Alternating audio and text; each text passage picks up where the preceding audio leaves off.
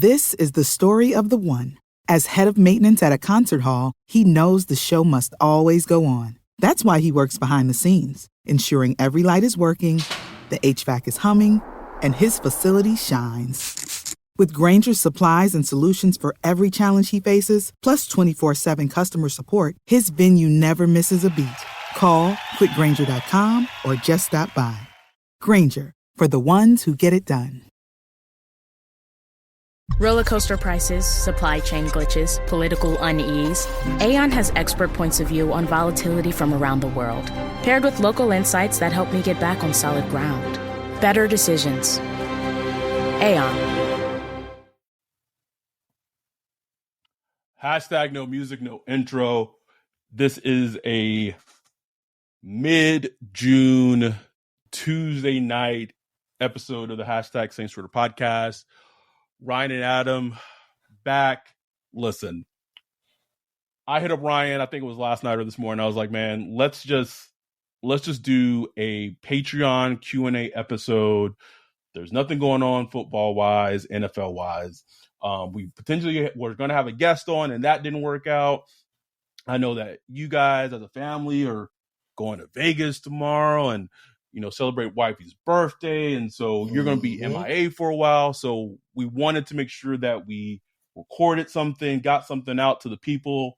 At least you guys had something this week. And then hopefully next week we can hopefully get the guests on that we had in mind. So this is a Q&A episode of Saints Twitter podcast. We got questions from our Patreons. So this is not just a Patreon only episode. Let me start there. So we're putting this out. Everyone can listen to it. However, we open it up for our Patreons in the Discord on Patreon. That anyone who is a Patreon could support us and ask questions in regards for this episode. We got some really good ones, but shout out to our dude Bajan, who kind of brought up this good point in that I can taste the 200. Pause. Happy Pride Month, Ryan. So close. And Bajan, our dude, was like, maybe y'all could like explain exactly for non-Patreons what the Discord is. And I know from time to time we've explained it in terms of it being a perk of being a Patreon. To be clear, though, that is not the only perk of being a Patreon. No. It's the meetups, it's the live Zoom during the game, tons of other perks, giveaways, all kind of giveaways. We still don't know yet for like the season tickets if that's going to be. I don't think it's going to be a Patreon only thing, but I do have some unique ways of how I think we're going to do like the raffle and stuff for it. But to Bajan's point, Discord is, I don't know if I'm going to age myself when I say this, but like a 2023 version of like AIM back in the day, maybe is the best way that can really describe it, where it's like, go ahead. Yeah. But like even better, you know what I'm saying? Like it's AIM, but it's like people you know are solid. That's you know what I'm saying? Like, you know, I'm just saying, bro. Ain't you hip hop in them chat rooms, hit them DMs. Hey, bro. I know, bro. Hey, bro. When you got that direct connect, though, bro, with the direct connect. see, you if you know, you know. When you hit the direct connect button and it connect, and those files just send like, woo. Anyway, sorry, I'm going down memory lane right now. But yes. It's but it's better. It's a living, breathing, like real-time forum message board. To be fair, Jay has like messed around with the Discord server for another group. I've had people mess around with Discord a little bit, and it can be to be fair, it can be very overwhelming. There's different channels and things are lit up, and it's just like, what all is this? It does take a little getting used to, I will say that. But once you kind of understand exactly what it is, it's very simplistic of how to use it. It's very simple of how to use it. And it really has become our place where I'm not on Twitter a lot man. I'm just not. I don't like, especially Monday through Thursday, man. When work is busy, I am hardly ever on Twitter. But what I will do is I'll check the Discord from time to time, see what's going on, just peek at it, blah, blah, doom, go back to work. And what's beautiful is, like, if there's anything Saints related, it's probably in the Discord already. Yes. From Twitter or wherever. It's usually in the Discord. And one of the great things is we have people from all around the world. So, like, the Discord is always popping. Like, you can chime in that motherfucker at 3 a.m. Ty on there, Daniel on there, somebody on there talking some shit. You know what I'm saying? So you can always chime in. And I'll be honest with you, man. I know we don't get into the meat of the podcast. The fact that you and I have so many people that listen to our podcast who are overseas absolutely is fucking nuts, bro. It makes no sense. Our last Patreon is like from Australia, and he's not the only Patreon that we have from Australia. What? Down under, mate? We got the serial killer from Scotland. The Apple Watch killer. Bro, you didn't know that Jack the Ripper was just in our Discord the whole entire time, bro. Just chill. just upgrade it. So anyway, that's what Discord is. That's what the perks of, being in the Discord is. And it's sometimes, though, this is what happens. People will join the Discord and they get in it and they just become like lurkers, just like Sting in the rafters, bro. And that's how we all do. And that's you know what I'm saying? Right. And that's fine. But I will say something that I noticed that happened during last season is when games were going on and you, me, and kind of like the crew were in the Zoom watching the game, commenting on the game, reacting to the game as it was going on. There are some people who don't want to be on the Zoom for whatever reason, but they were in the channel specific for that game that week. And the people who didn't want to be on Zoom had a place where they could talk about what was happening in the game, complain, cheer, blah, blah, blah, blah. Right. And what I noticed was a lot of times people who don't talk in the Discord at all use that channel during the game to have a conversation with others as the game was going on. So it really is a community. And I don't want to make it sound like Discord is the only community that we have, because we have people who, like I just said, aren't Discord people, aren't tech people, but they still support us. But just for Bajan, I think it was a good idea for us to clarify exactly what Discord is. That's what it is. But that's not all what our community is.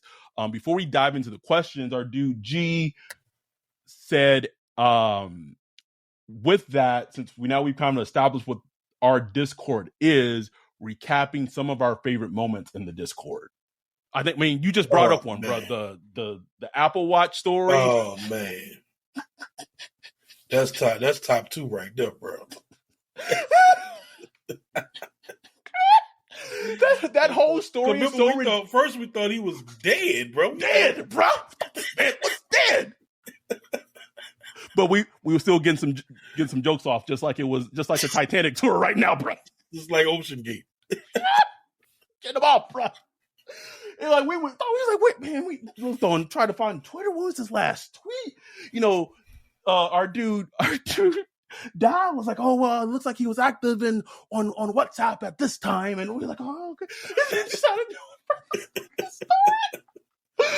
This man said he climbed up to the roof to see a murder scene. He on the roof watching the police investigate a murder scene, and he dropped his phone on the murder scene. He dropped his phone on the murder scene, bro. Bruh, I know Charles is thinking his lucky stars that he, 1, is in the UK and 2 is not black, because if that was me or you... Bruh. It's over. lit up, bruh. Lit up, bro. Over. At worst, we looking at life in prison. I mean, at best. At best, bro. So yes, easily top 2. Our dude Bayou going through his story of him proposing. Man. Also very, very, very high on the list. There's been a lot. I don't want to give too much details about it because this is something that is just for our Discord people. But Brock's villain arc right now. Oh man, he posted a meme yesterday, bruh. If you don't have dark humor, you would not. You could not deal with that meme, brother. I'm telling you. Brock going to hell, bruh. Going to hell. And then this was not a Discord moment. This was actually a Zoom moment during the preseason. But G telling us the story of his wife's like cousin that was cousin by marriage and the whole VR sex dungeon thing, bro. Man was in the attic just knocking the bottom out that shit. Beating it up.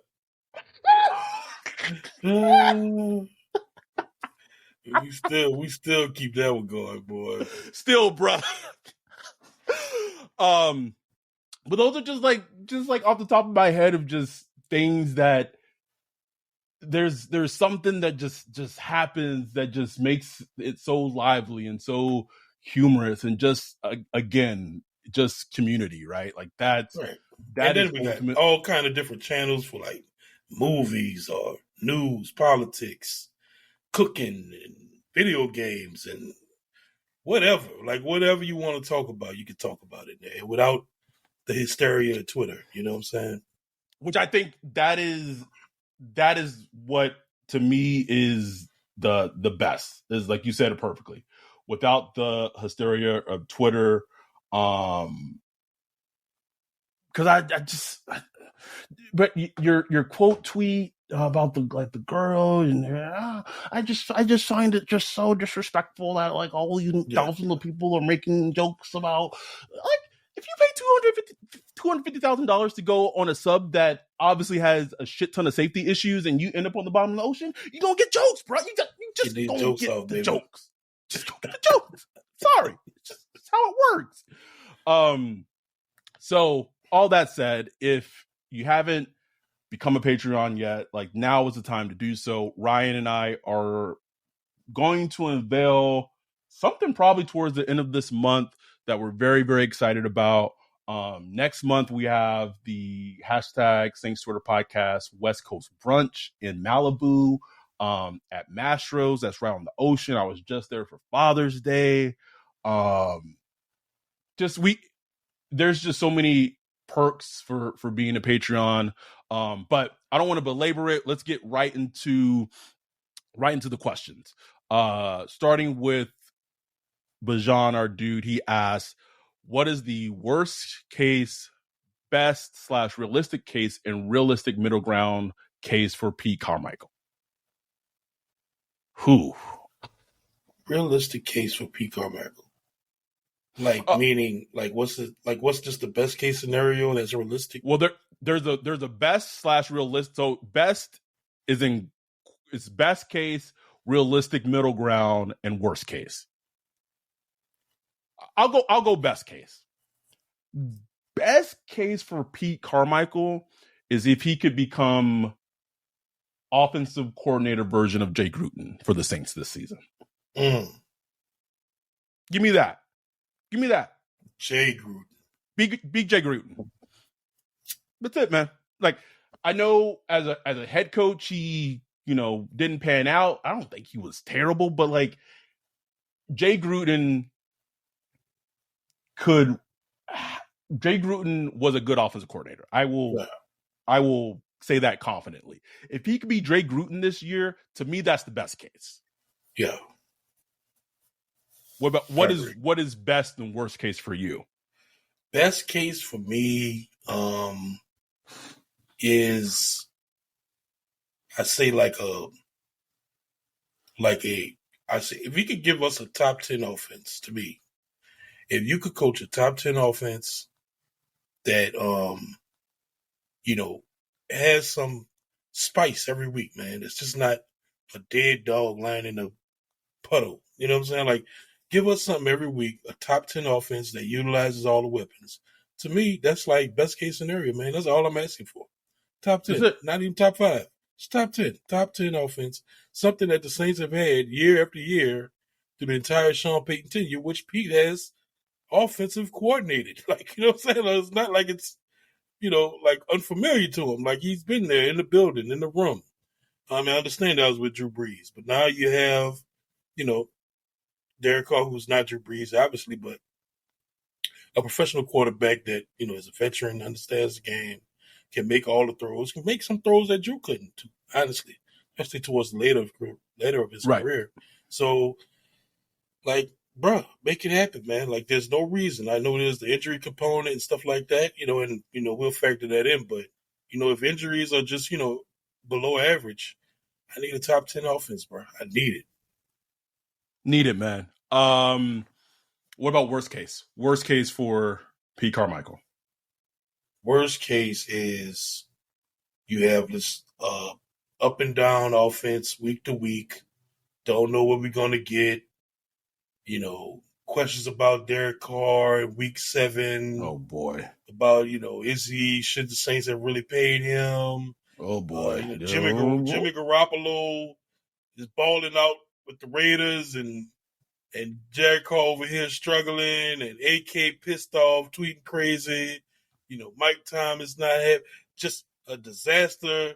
And the offense, we're losing, and the offense is the main key. The defense playing great. That's the worst case scenario. Where it's just, me and you sitting here saying, we told y'all, Pete, get rid of Pete Carmichael. Told you.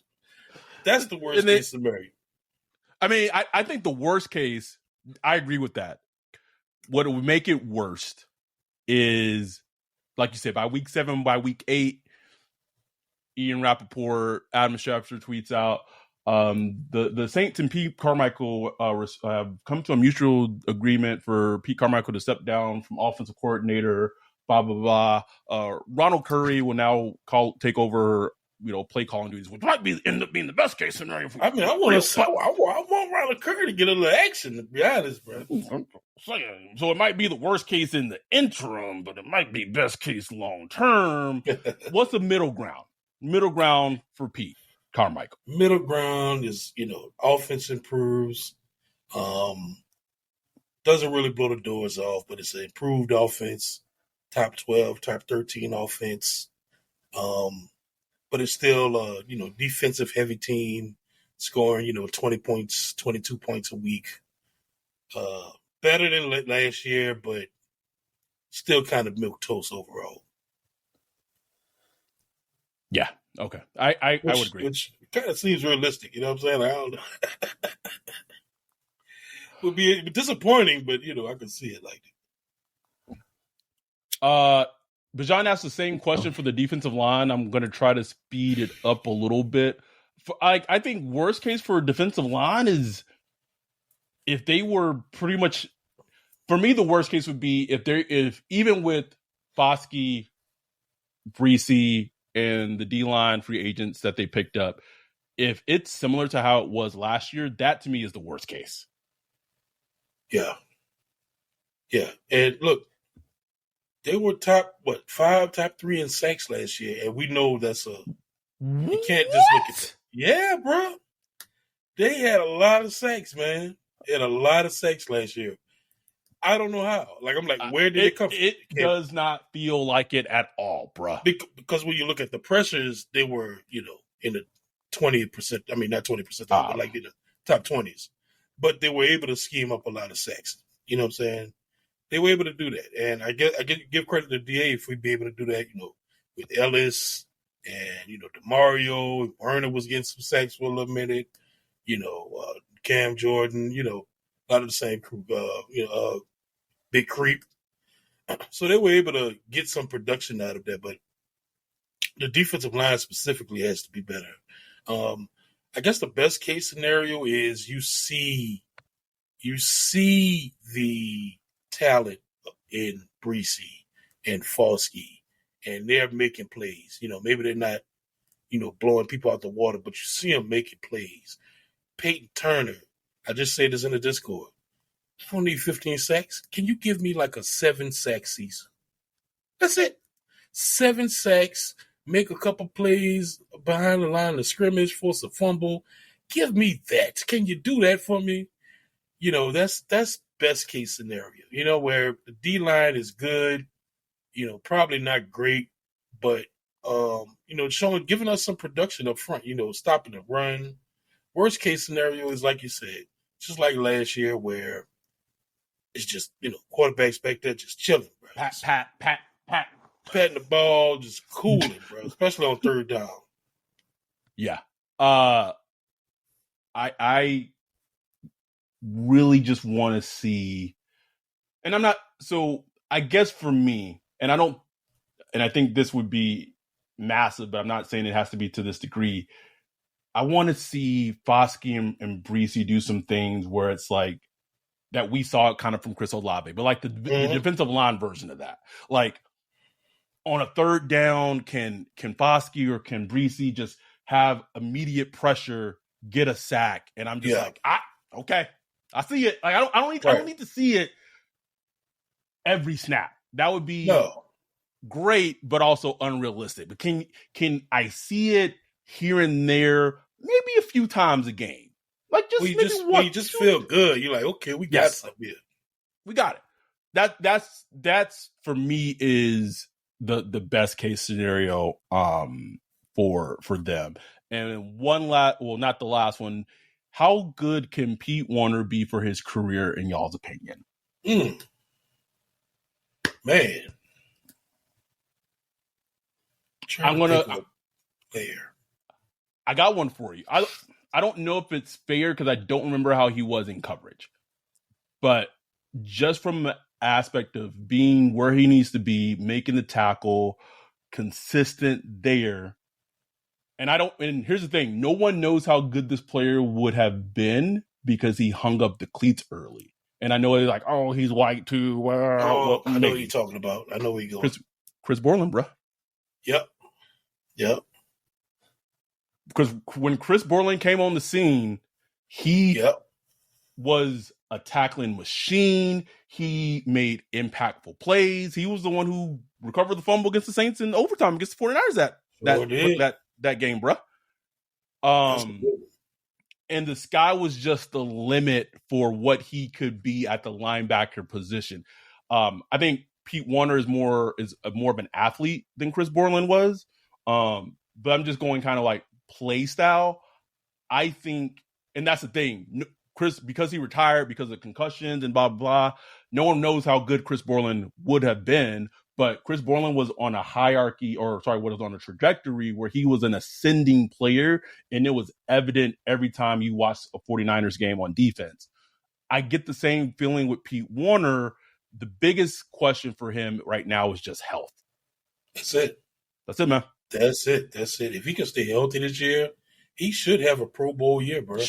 Bro, I said if he makes the Pro Bowl this year, we gotta do the video apology, bro. We gotta put it on our Instagram stories. You gotta be on Twitter. We got to, man. Like we owe that man that, bro. Like shit. When you're wrong, you're wrong, and you just gotta eat crow. But I think that's where his career is trending. So I know it's kind of a weird answer just because it's like we don't know how good Chris Borland would have been. What about you? Do you have anyone else? I just can't think of anybody because he's such a, like when you see him, he looks like a safety damn near. Like he's not a huge player, but he plays big. Doesn't fear contact, good in coverage, good downhill. Like just a good all around linebacker, man. So I don't really have like a comp, but I think you can see him having like a, not like a super decorated career, but like a nice solid, 2-3 Pro Bowls, just like a nice solid linebacker career. It will, we got to see where he grows, man. Like the dude really could become a stud. He could. He really could.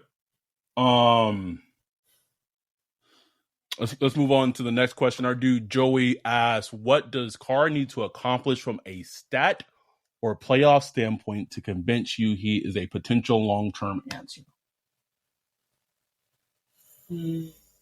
Statistically, I don't think he's ever had 30 touchdowns. Gotten real close. But if I could can I get 30 touchdowns from Derek Carr? 30 touchdowns.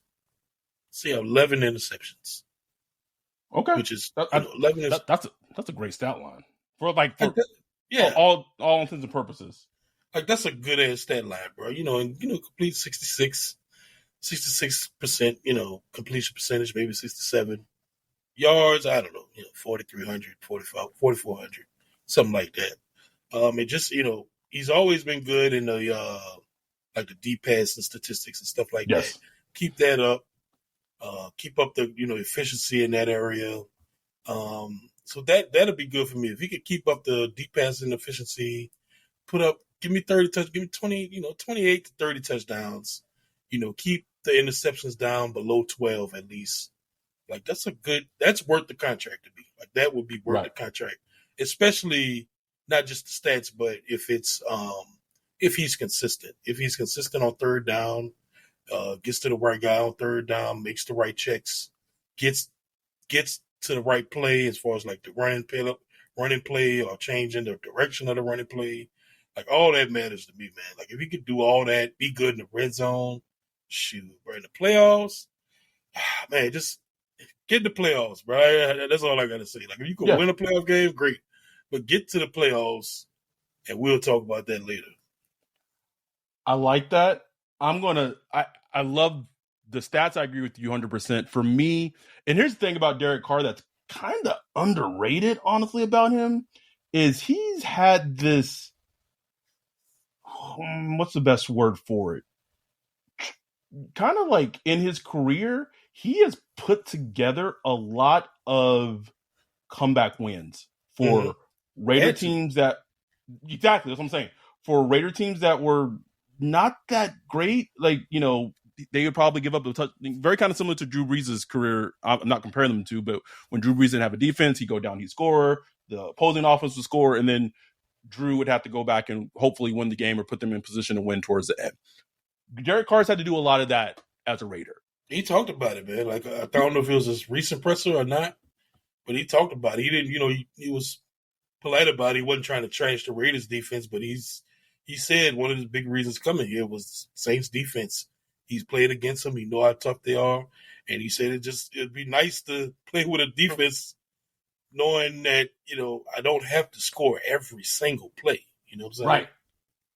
So for me, I just want to, like, if there's a couple of games this season where, I just want to see him take the reins and just go lead them to a win. Like, go get it. Yeah, go get it. That for me would show a lot in terms of him being the long-term answer. Because at some point, as a quarterback in the playoffs, you're gonna need to do it, bro. You like the level of competition raises up. Your defense may not, you're gonna be called on where you're gonna have to go win a game and put the players on offense in position. Fourth quarter, 4 minutes left. Go get it. 3.5 minutes left. Go get it. 2 timeouts. Maybe you down 4 points. Gotta go get it, bro. Go get it, bro. You got to throw it to the guy. You got to score. Got to, and you got to manage the clock. Got to, all of it. So that's for me. That's what I would want to see.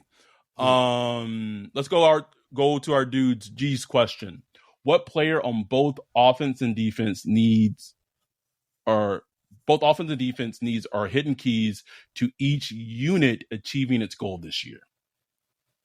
Damn, G. Some damn trigonometry. Say that again.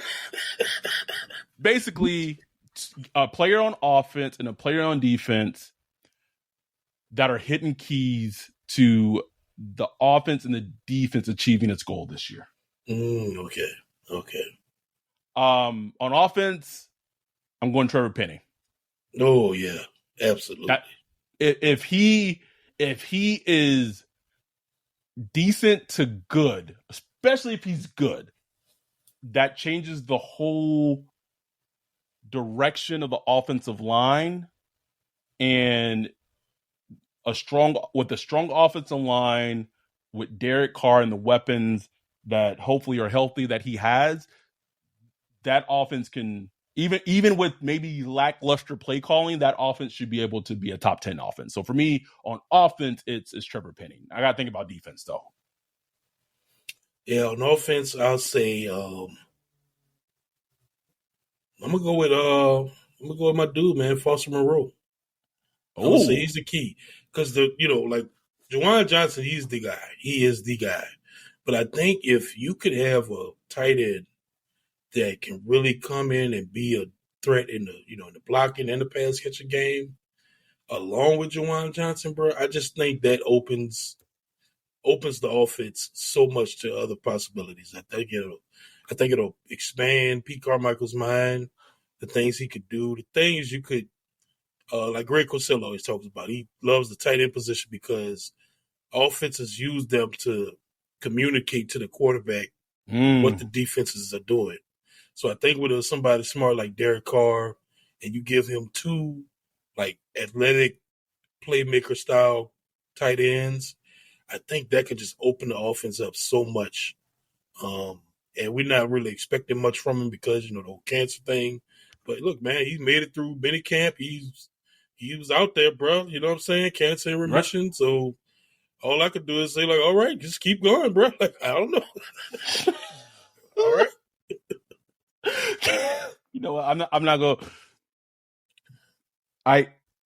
Yes, like having, and I'm not saying this is going to be, how the Patriots were able to do it back then, back in the day with Aaron Hernandez and Gronk. But just look back at Shockey and Dave Thomas. Dave Thomas, bro. Like I recently rewatched the Super Bowl from like pretty much the whole entire thing. It was on NFL Network last week or maybe 2 weeks ago, and it just it really made you made me appreciate like Drew Brees all over again, again, man.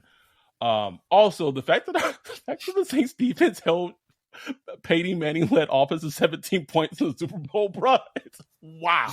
Very underrated. Very underrated. Wild, Ryan. I'm gonna go Alontae Taylor on defense. Ooh. If he can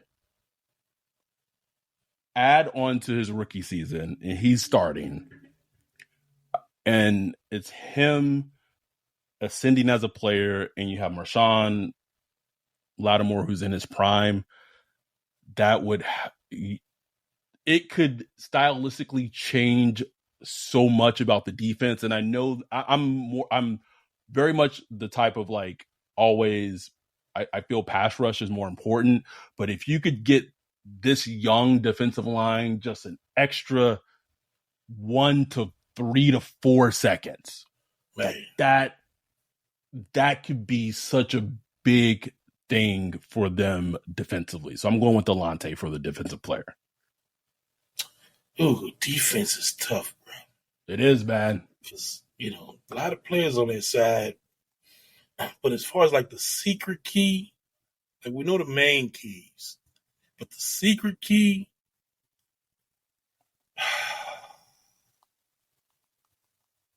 you know what? I'm gonna go with Marcus May, man. I'm gonna go with Marcus May. Good one. That is like funny. That was a player I was gonna say instead, but I went with Delonte. But because you talked about a couple episodes ago, like who are you, Marcus May? Who I don't know, bro. Are you? We don't know. It's time for you. You're healthy. Legal drama still up in the air. We'll see. But who are you as a player? You know what I'm saying? Like I can't even describe him. Like, are you deep safety or box safety? I don't know. I don't know. I don't know. So some games towards the end of last year, I saw him kind of make a stand and make his presence known a little bit. But I need to see more. I need to see Marcus May make his presence known in whatever it is. If he's a 2 deep safety, and is taking the ball away or is making big hits, whatever it is, I need to see him make plays as a safety. If you go back and look at his season with the Jets before he got hurt, or the season before, like even the season before that, he wasn't Marcus Williams. They're very different type of players, but he was a damn good safety and he made a lot of plays. So to your point, I'm not saying that player has to be 100% back, but can you be somewhere close to where you were with the Jets? Like, right. Because if you can bring that to the defense in the secondary, then so much is being unlocked at that point. So much of it is being unlocked. So we need it, man. We need it. Great, like Marcus Williams pick balls. You can go back to Von Bell. Von Bell was like a forced fumble machine. It was. C.J. Garner-Johnson made number of plays, interceptions. Like, we need plays out of it. 3 interceptions last year, something like. We need plays, bro. So, let's see. Teron had one in Minnesota. Maybe two he had. Yeah, he had 2, and then I think Daniel Sorensen had 2. Daniel Sorensen. So I'm saying, bro. I'm saying, man. No, the May pick was great.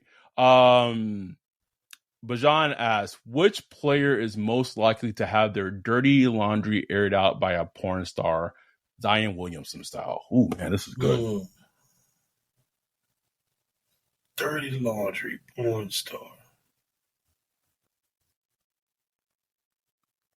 Let me pull up the roster real quick. I gotta look these niggas in the eyes to see like, ooh, where's the deviants? I can spot a deviant a mile away. I'm not gonna say how I can spot that a mile away, but I'm just saying.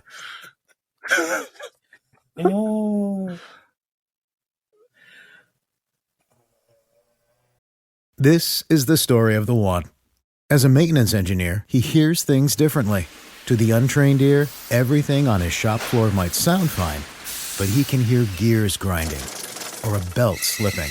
So he steps in to fix the problem at hand before it gets out of hand. And he knows Grainger's got the right product he needs to get the job done, which is music to his ears. Call, click Grainger.com, or just stop by. Grainger, for the ones who get it done. Today is looking deeper at our ESG plans, then putting out a supply chain fire, then getting a last-minute briefing on cybersecurity. My priorities don't just shift, they shift by the hour. That's where I need Aon.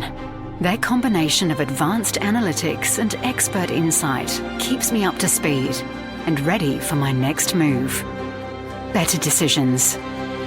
Aon. Oh, I think I found it. I know who I'm gonna go with my dude, Kellen Sanders, the defensive tackle. I don't know why. Okay, I could just see him being like just a big old freak, bro. This dude was enjoying Taylor Swift with his wife in Vegas a couple of months back. What that mean? That mean shit. Who you telling, Ryan? Shit.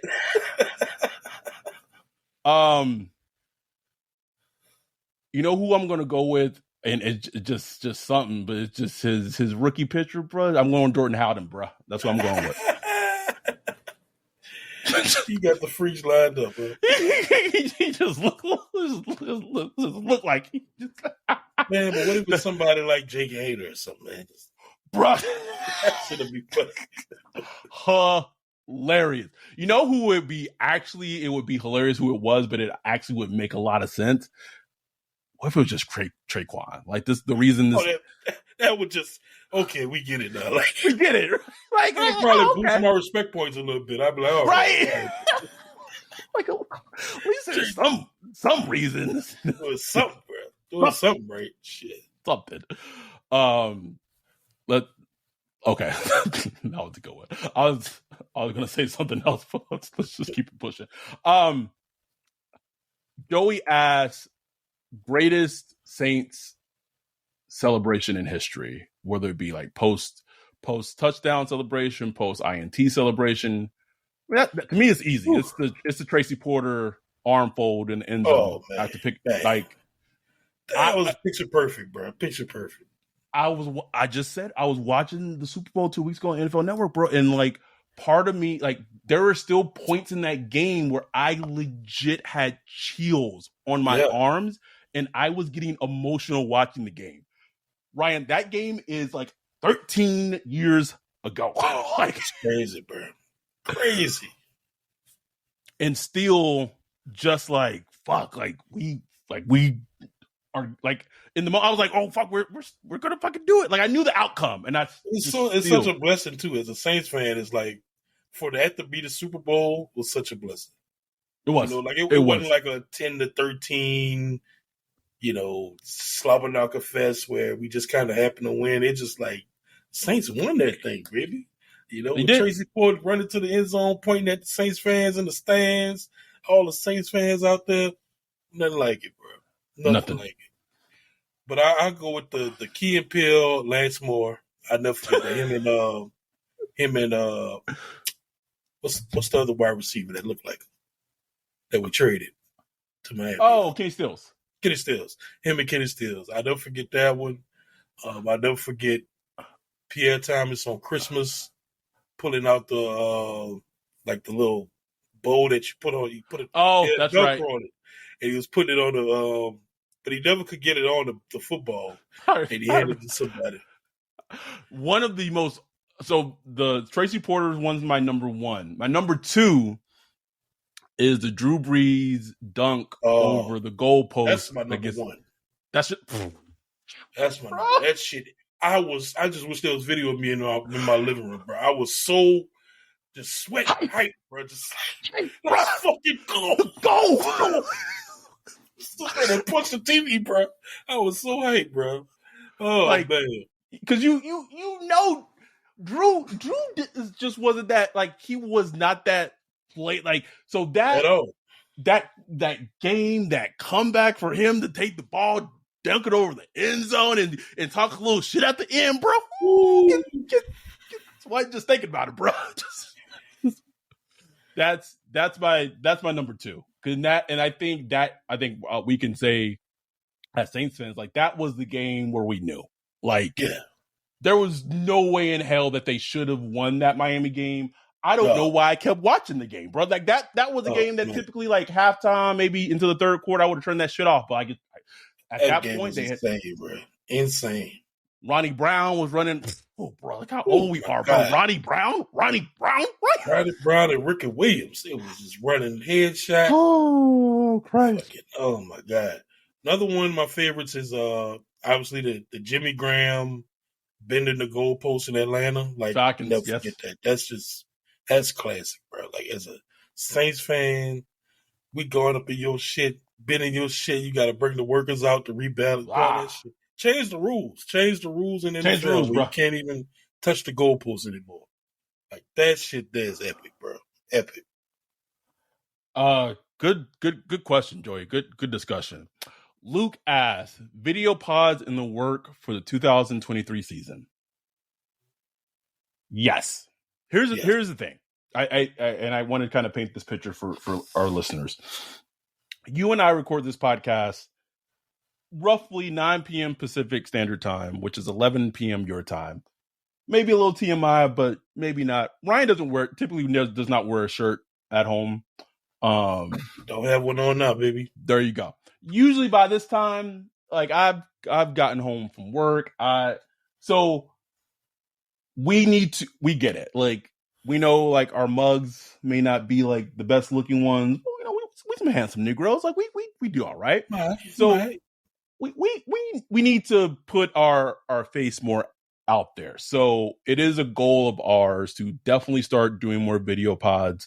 When the season kind of gets closer underway, for the preview pod, for the post game pod, putting more things on YouTube. You know, Ryan does a great job of taking our audio podcasts, putting them on YouTube so people can watch or listen to them that way. But yes, long story short, that is in the works for next season. Not Let's only that, I see. want to do like more quick hits, during the week, just me or you, just by ourselves in the car, whatever, just giving our thoughts on whatever, whatever's that's going on. When the season starts, it's going to be crazy. That might not even be Saints related. Could be Yeah. just NFL related, but we're going to try to start doing all that. It's going to be on, we'll tell you where it's going to be when it happens, but that's the plan. We're going to definitely do more video. Yeah, that definitely is a goal of ours. Brock asks, what could DA legitimately do over the next 2 seasons to get your opinion of him to change for the better? 2 seasons? Damn. I would say, I asked you this before, so you did.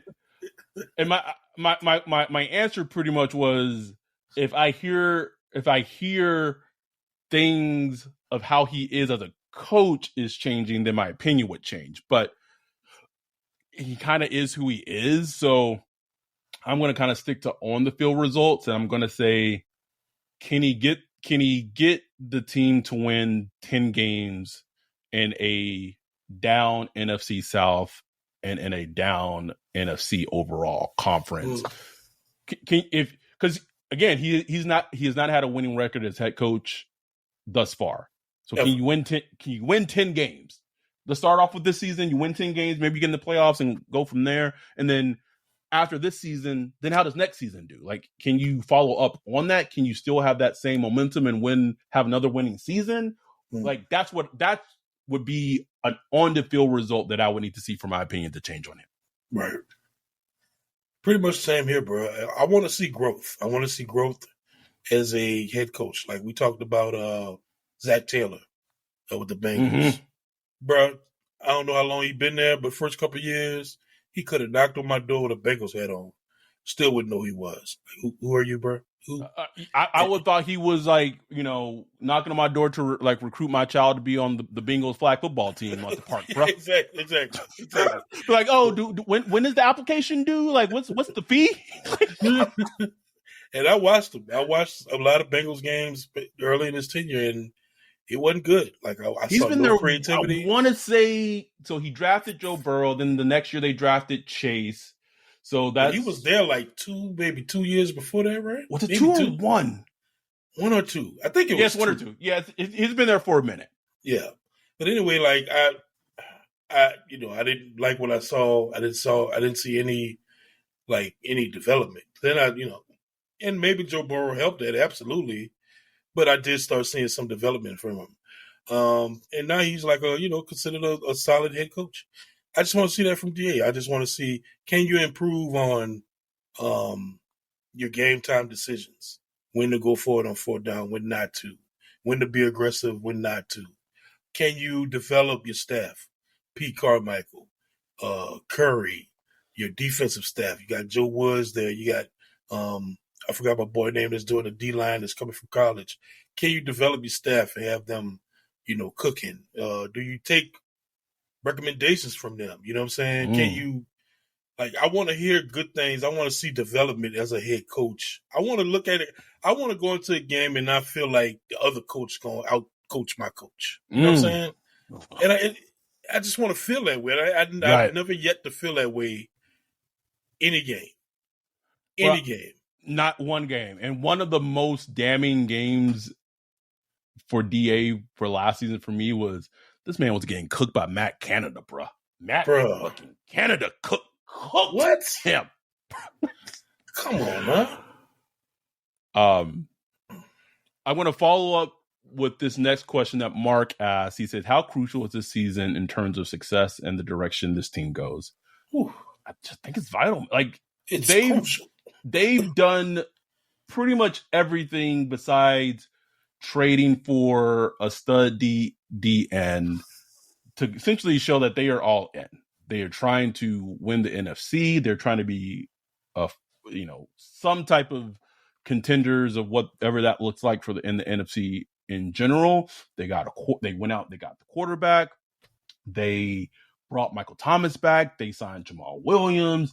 They drafted a running back in the 3rd round. AK's healthy, but he has legal issues. Like, they have done essentially everything to show that they are all in, and if it just does not go well and it blows up, ooh, man. They gotta go well. Gail might not make those changes, but that fire gonna be lit for sure. And I mean, look, Saints fans, you walk around the city of New Orleans, there's a little excitement right now, but it's it's just kind of like, we'll see. You know what I'm saying? Like, there's not that excitement, and they need to bring that back, bro. They need to bring that back for real, and it's crucial, man. Like, this season is so crucial. They put all the chips on the table, and they didn't have to. They could have punted this year, and maybe did another year with Andy Dalton, cut a couple players. They could have pulled what the Vikings are doing right now. Could have been doing what the Vikings are doing right now, and just kind of saying like, okay, let's get our chips in order and look at next year. And nobody would have really batted an eye to it. It's been like, well, it's that time. But they put the chips on the table and they're trying to push for it. Schedule, a manageable looking schedule from on paper at least. Hashtag on paper. NFC looking manageable on paper. It's like, bro, y'all got to show. You can't win if you can't win 10 games. You gotta go. Gotta go. Major changes are needed. Major. Gotta go. Simple as that, man. Gotta go. So yes, to answer the question, it is crucial. Our dude Mitch, not Hawaiian Mitch, but other Mitch goes, not a question, but y'all should run a Madden sim of the season with our current roster just to see what happens. Good idea. I will do that before preseason is over, just to see what happens. It would be interesting to see what it says. Hawaiian Mitch says, how many wins is it going to take to win the NFC South this year? I'm going to go with 9. Yeah. Going with 9. I feel like 9 will win it. I just feel like with Tampa the way it is, the Panthers, I don't really believe in anybody like crazy. I mean, Falcons are getting so much hype. A lot of people believe in the Panthers. I mean, I think 9, at most 10, should win the South. Could be wrong. It could be maybe, Desmond Ritter is a stud.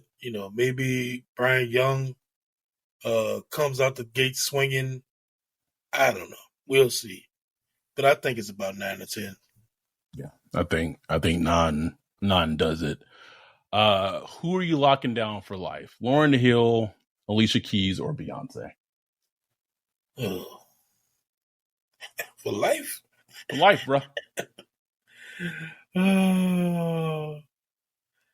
It ain't gonna be Lauren because that lady is. No, I love her.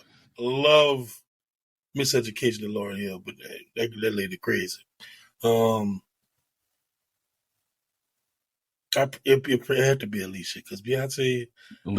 Beehive, don't come easily. Don't come give me Beehive, but I just ain't got time for all that. No, don't.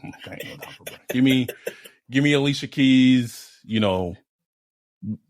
Would she maybe find one of my homies and who's married and yeah, maybe, but like I would take that on. So I would go Alicia Keys.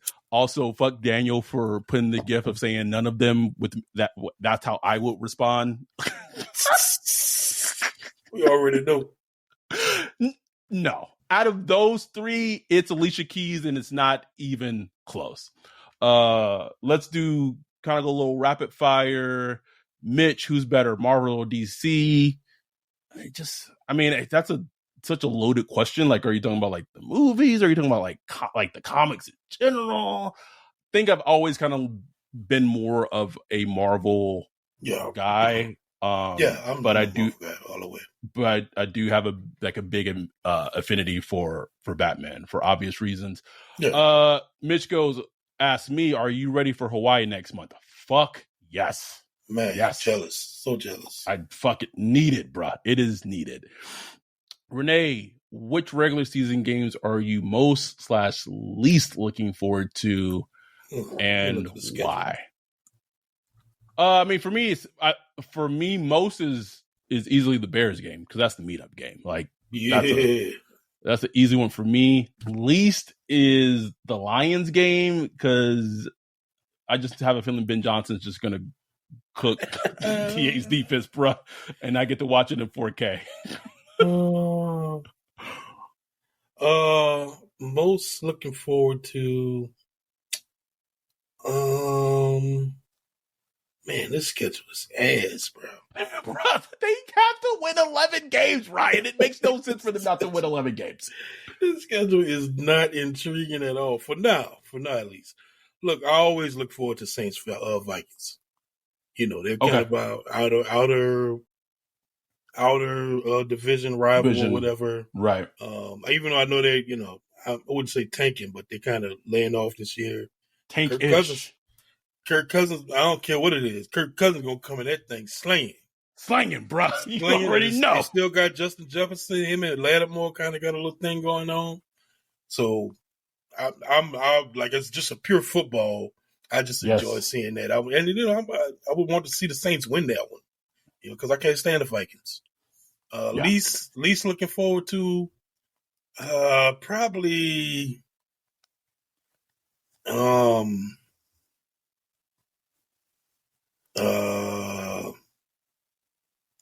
with the Saints Giants. Oh, yeah, that's a good one. I don't know. Yeah, that's a good one. 12 o'clock, December 17th, man. The Zoom probably gonna be at about 8 people on it. Also, like a 1B2 games I'm looking forward to. I'm going to go with the Rams game because we're going to be 30-ish deep at SoFi. Our dude David asked, out of all the teams in the league, who do y'all think will be the biggest disappointment and the biggest dark horse / surprise team that may make a run? I'm going to go biggest disappointment. Going to go with the Lions. Love Dan Campbell, but it's like, I feel like this is like the whole Dennis Green, if you want to crown him, go ahead and crown him type of situation. Like I love their team, and things like that, but you gotta show it. Like they didn't even make the playoffs last year. Like, get to the playoffs. Like, so that's my biggest disappointment. Biggest dark horse prize team, I'm gonna go with the Ravens. Feel like they are a team that's kind of like slept on just because of all like the Lamar stuff, is past and things like that. But they got Lamar back. Don't know what Odell is, but they did draft. I'm blanking on who they drafted. The wide receiver in the first round that I really liked. There's no more Greg Roman. It's Todd Monken. Like, so Lamar may actually be able to have like run an actual NFL offense. And I think their defense may bounce back. So those are mine. For me, biggest disappointment probably be the Jets. That's a good one. I just, it's just how I feel, bro. I think it's not going to go how they want it to go. And unfortunately, it's going to be like the whole, Jets going Jets. But, man, I don't know. Something about Aaron Rodgers didn't look right last year. He could be rejuvenated easily. Even if he's not as good, he's an upgrade over what they had last year. But I don't know, man. I think the pressure might get to that team, and they just won't be as good as people think, and just end up with like 8 or 9 wins or something. Dark horse, that's a tough one, bro. I will go with, I don't know if I would call this a dark horse, but I just got a feeling that the Rams are going to be better than people think. Mm-hmm. Yeah. And I don't know how good that is. They might not even make the playoffs, but I just feel like they're going to be that team that's just like, shit. Nobody really kind of wants to. They're not going to be like an easy, just you can just chalk up the W when you play. Right. I mean, McVay coming back. He tuned in. He's trying to coach it up. They're going through the salary cap issue, so we know the talent isn't as good. But look, if Matthew Stafford, if he's healthy and he can sling it, he's a good quarterback. They still got Aaron Donald. They still got some pieces over there that could play it. If he coach it up right, coach it tight, I just think they could be a solid team. like McVay is a hell of a coach, man. I give him that, man. Like the dude has coached the shit out that team for years, and they got a lot of wins. I think the most wins in the NFL over that time frame, either one or two. So, like, I just think they're gonna be a little better. I wouldn't call them a dark horse, but they're gonna be a little better than people think. But I agree with you, the Ravens. I was thinking about it. I was like, man, they might make it to the Super Bowl. I think they got a chance. Wouldn't be shocked. Wouldn't be shocked at all. So then we have a couple of questions from our actual Patreon that people posted. I'm going to go through those real quick. Our dude Derek Washington kind of essentially asked the same question, but he just said, give me one sleeper team from each conference that could make an unexpected deep playoff run. I'm still going with the Ravens. Do you want to go with the Ravens? You want to switch it to a different team? Yeah, I'll stick with the Ravens. Okay, so that one answers that. Lacey Cole, one of our newer Patreons, asked, what's your beat on what happened with Sterling Moore? Seemed kind of random and reactive to something in particular given the timings. DA said it quote unquote wasn't football related. I don't know, man. Maybe DA listened to the podcast episode where we brought him up and said, nope. I don't want a friend of the podcast in my crew. I have no insight on why. I no idea. I can't even read between the lines because, he just wasn't even getting mentioned a lot. Period. I think Nick Underhill talked about how he would like go hard in practice and be like running routes, like doing DB drills just like DBs and stuff like that. I don't know if it's football. I mean, he could just be like, Sterling Moore still thought he could play in this bitch, bro. It could have, like he really thought he could still play. It could be one of the things where he just like, this ain't for me. Right. So I don't know. No insight. Don't even know if it's worth me asking for insight, but maybe something to look into. Our dude Tim, who I believe is in New York or the East Coast, if I remember correctly, said, I'm starting to think our best chance at pass rush is Breesy being a beast up the middle and allowing everyone else to get less attention on the outside and capitalizing off of that. What are your thoughts on that? Like, that would be lovely. Like if he could be maybe just a slightly lesser Ndamukong Suh when he came to the league with Detroit.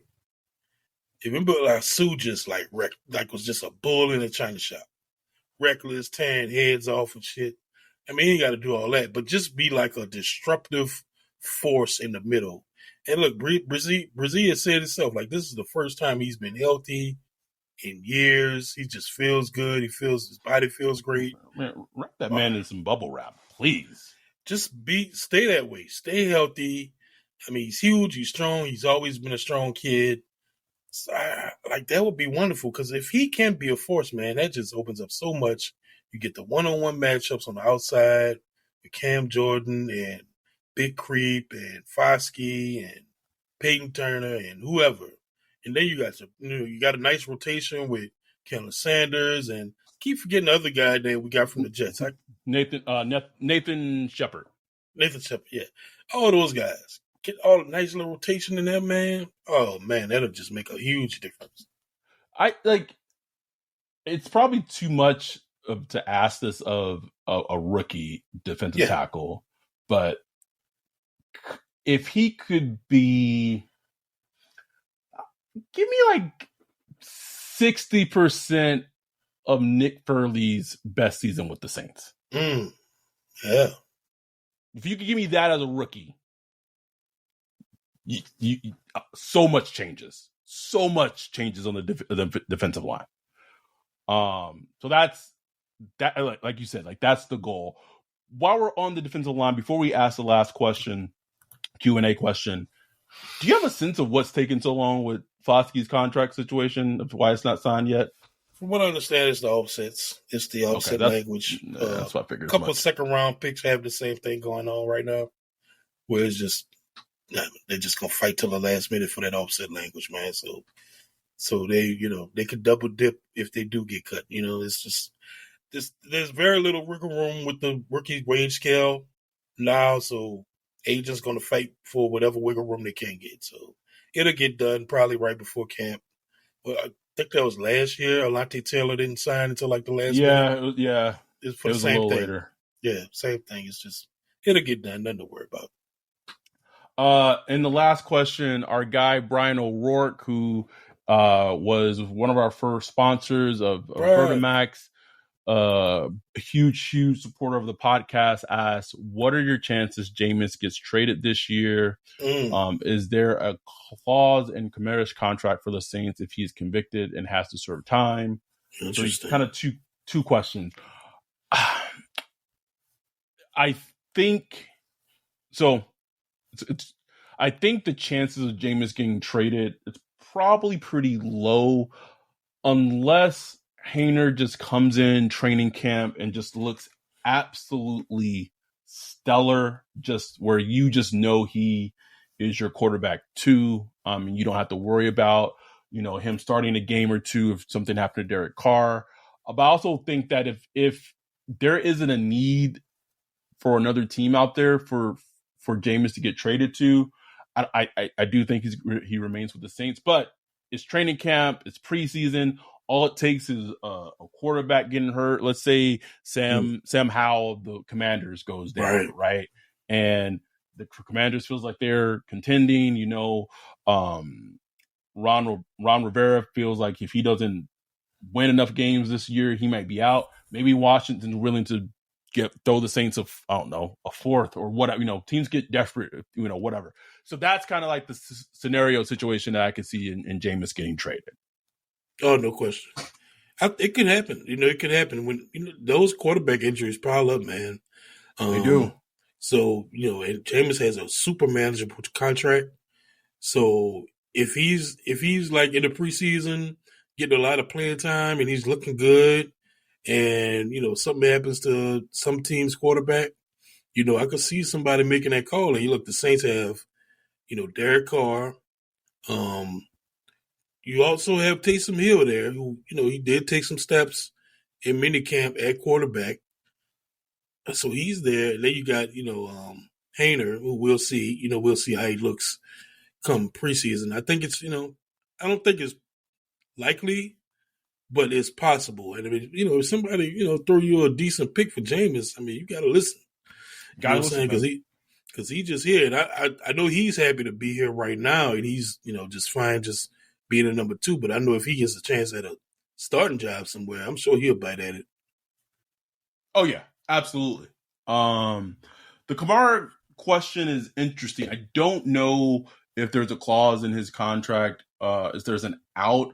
I do know typically what happens is that if a player gets suspended, and I know like a perfect example of a player like this was like Nuke Hopkins. So Nuke had a clause in his contract where Nuke had a no trade clause in his contract, but he got hit with the suspension it was like a PED violation suspension with the Cardinals, and that essentially made his no trade clause null and void.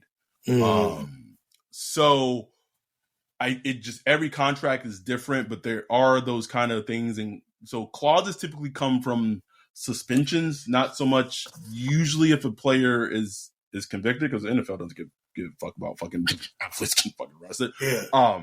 But if you get suspended because of it, then it becomes a different thing. But but then the suspension also impacts his guaranteed money and things like that. So it's more based on like if he gets suspended, not so much if he's convicted and has to serve time. I would say more than anything. Right. And that's just with the league in general. Once you get suspended, and depending for what it is, like I think there's those clauses that are about like I can't remember the wording, but it's the whole thing about the shield and the league and all that stuff. So if you like do something that like kind of diminishes the league, there are outs for guarantees, there are outs for all kind of stuff. Kind of like with Michael Vick with the whole dog thing, and Falcons tried to recoup that like the guaranteed money and all that stuff, the bonus money. So I'm sure there's all kind of stuff in Kamara's contract, but I don't think he's serving any jail time at all for what he did. We'll see. I think his court case is like late July 21st. I don't know why I'm thinking that for some reason. So somewhere around that time, July 21st, it could get pushed back again. We don't know. We'll see. I mean, Henry Ruggs, he just finished getting. He's not even sentenced yet, but he pleaded guilty, and that was a couple of years ago that happened with Henry Ruggs. So, these court things just take a long time to play out, man. It does. It absolutely does. I think we hit on every question. There's one more question we didn't hit on. David had a second question that he asked about like stat predictions and like team leaders and like rushing yards. We don't got time for that, Dave. Not tonight, bro. Not tonight. We can, like, as preseason goes along and as training camp, like that's definitely a good question for that time. But at this point, I didn't think this podcast was going to go this long, but I'm glad it did. A lot of good questions, a lot of good conversation, discussion. I thought we were going to record, and this is going to be like a little podcast episode, and we're going over an hour. So thank y'all for who support us, who Patreon sent the questions in. Thank anyone who continues to listen to us. Again, we're in the middle of June. It's the dead season for football. Training camp starts next month in July. We still don't know who's going to be on Hard Knocks. Still have no clue. No clue who's going to be on Hard Knocks yet. Not us, bro. And not us simply from the selfish point of, I don't want to have to like recap Hard Knock episodes. Oh, please. Don't want to do it. Don't want it in my life. I have so much going on, and I love this podcast, but I like being able to record our podcast episodes and not like be beholden to us having to talk about one specific thing. Like, I don't want to recap Hard Knock episodes, but if the Saints are on it, we would have to fucking recap them. Yeah. So anyway, thank y'all for the support. Enjoy the summer. Be safe out there. Don't go on a submarine ride to see the Titanic and pay $250,000. Please don't do that. Please don't do that. But if you are a fan, you're a listener, if you want to become a Patreon, please do. I think we need one more person. I say I think because Patreon's weird, because like one day we'll be like 4 Patreons away, and then the next day it's like 2 Patreons away. And what happens is that if people's cards who's like outdated or whatever, if they go in and they update their cards, like I think they fall off when their card becomes like expired, but then when their card is like updated, it puts them back. So I believe we're at 1 to 2 people away as of me looking at it tonight. Like yesterday it was 4, which makes no sense because last week when we recorded it was 2, but I'm pretty sure we're now 2 people away. So, and this is not just a Ponzi scheme to continue. Brooke, could you imagine it's like December and I'm just like, oh, we're still 2 people away. Like they're never gonna catch on. But no, this is not what this is. But shout out I want to give some love to your wife Bree. Just wish her a happy birthday. Hopefully when you guys are in LA on Thursday, we can figure something out and see each other, and even if it's a short period of time. But thank y'all for supporting us. We truly appreciate it. We'll be back next week, hopefully with a guest on joining us. Until then, be safe out there. Have a good summer. We'll be back next week. With that, we're out. Peace.